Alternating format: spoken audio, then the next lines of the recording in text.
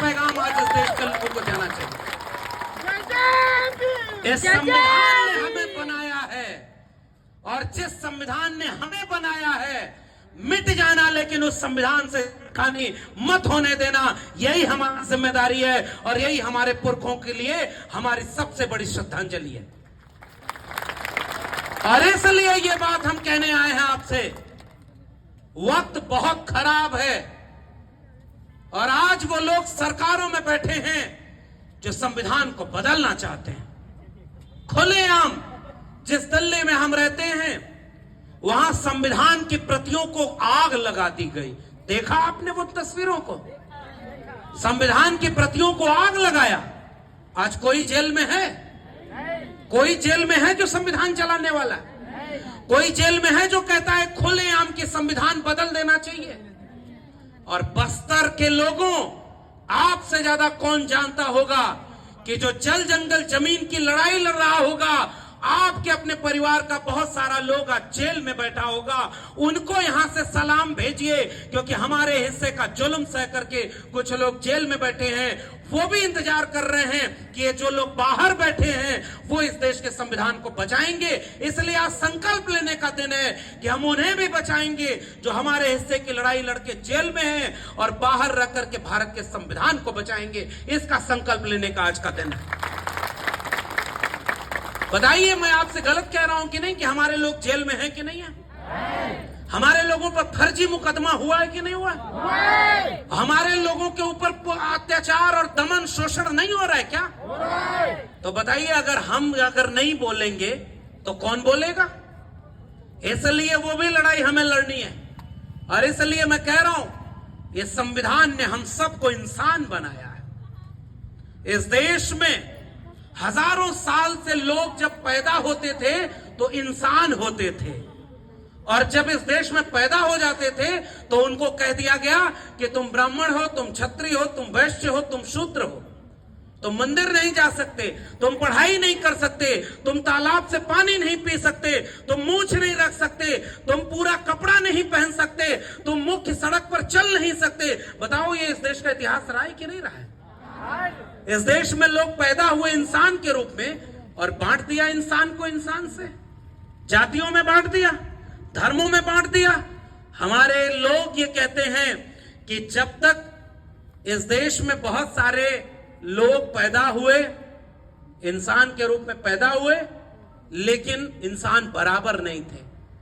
आज का दिन जब इस देश में संविधान लागू हुआ तो वो संविधान लागू होने के बाद से हम और आप इंसान के रूप में पैदा भी होते हैं और शान से इंसान के रूप में जीते हैं। ये नहीं संभव होता अगर इस देश में संविधान नहीं होता। ये ताकत है संविधान की। बाबा साहब डॉक्टर भीमराव अंबेडकर स्कूल में पढ़ने गए तो स्कूल से बाहर निकाल दिया कि तुम दलित हो, तुम्हें पढ़ने का अधिकार नहीं है। इस देश में सावित्रीबाई फूले, महात्मा ज्योतिराव गोविंदराव फूले स्कूल बनाने के लिए जब खड़े हुए तो पहले पिता ने घर से निकाल दिया। पता है आपको ज्योतिबा फूले का किस्सा? गांव गांव जाना, गांव वालों इस कार्यक्रम को इतना मुश्किल से कर रहे हो तो यहां जितनी बात होगी उसको गांव गांव अगर नहीं फैलाए तो इस कार्यक्रम का कोई मतलब नहीं निकलेगा। इस कार्यक्रम का कोई मतलब नहीं निकलेगा। ये हमारे महोदय हैं, इन्होंने सुबह आकर के हमसे कहा कि हम हस्तशिल्पकार लोग हैं, हम हाथ से श्रम करके किसी अनगढ़ चीज को एक खूबसूरत चीज बनाते हैं। इतना खूबसूरत शिल्प दिया है। बताइए, बिना मेरिट के ये संभव है क्या? बिना मेरिट के कोई एक आकार दे सकता है? नहीं। इस देश में जो मेरिट वाले लोग हैं उन्होंने दुनिया को रहने लायक बनाया। किसी कुम्हार, लोहार, बढ़ई, नाई, मोची, निषाद, मल्ला, खेत में काम करने वाले लोगों ने, जंगल में काम करने वाले लोगों ने वनस्पतियां पहचानी। इसको मत खाना, खाने से जहर होता है, और इसको खा लेना ये दवाई है। ये कौन पहचान के बताया? हमारे लोगों ने तो पहचाना। इससे हम ताड़ी उतारेंगे, इससे हम इसका उपयोग करेंगे, इसको हम खाएंगे, इसको हम पहनेंगे, इसको हम ओढ़ेंगे। ये किसने बनाया? हमारे लोगों ने बताया। इस खेत में ऐसा अनाज पैदा हो सकता है, इस मौसम में ऐसी फसल होगी, ये किसने खोजा? हमारे लोगों ने खोजा। लोहे को पिघला कर कैसे उसका आकार बदल दिया, हमारे लोगों ने बदला। और जब देश आजाद हुआ तो हमारे लोगों को कहा गया कि तुम पढ़ नहीं सकते। और जब आरक्षण लागू हुआ इस देश में तो कहा गया कि आरक्षण से तो कमजोर लोग आ जाएंगे। अरे जब तुम्हारा आरक्षण 2 ही जगह हुआ करता था, ये मंदिरों में किसका आरक्षण है? ये बताओ, वहां कौन लोग बैठे हैं? तो जाने दो, हम तुम्हारी तो बात ही नहीं करते, यहां तो हम अपनी बात करने आए। अब तुम्हारी बात कहेंगे तो पोल खुल जाएगी और फिर कहोगे कि एक नोटिस पकड़ाओ कि ये कार्यक्रम क्यों किया और दिल्ली से वक्ता क्यों बुलाया।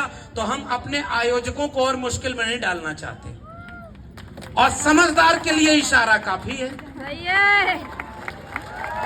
ये सारा लूट करने वाला कौन? और वो सब लोग बैठ करके हमारे लोगों को कहा कि हमारे अंदर मेरिट नहीं होती। अगर मेरिट नहीं होती तो बताओ ये बन सकता है क्या? ये बिना मेरिट के बना है क्या? ये महुआ कैसे खाया जाए, इसका लड्डू कैसे बने और इसका और दवाई कैसे बने, ये कौन बनाया होगा? जो महुआ के पेड़ के नीचे पैदा हुआ होगा, जिसने महुआ के नीचे बड़ा हुआ होगा, वो बनाया होगा कि महुआ का क्या इस्तेमाल किया जाता है। और उनको बताते हो कि इनके पास मेरिट नहीं है। इसलिए मैं इतिहास याद करता हूं बस्तर के लोगों, आज हमारे ऊपर क्या खतरा है, उस इतिहास को पढ़ो और जानो। बाबा साहब अंबेडकर को पढ़ने से रोक दिया क्योंकि तुम दलित हो, नहीं पढ़ सकते, तुम्हारा काम किताब पढ़ने का नहीं है। बाबा साहब अंबेडकर घर लौटकर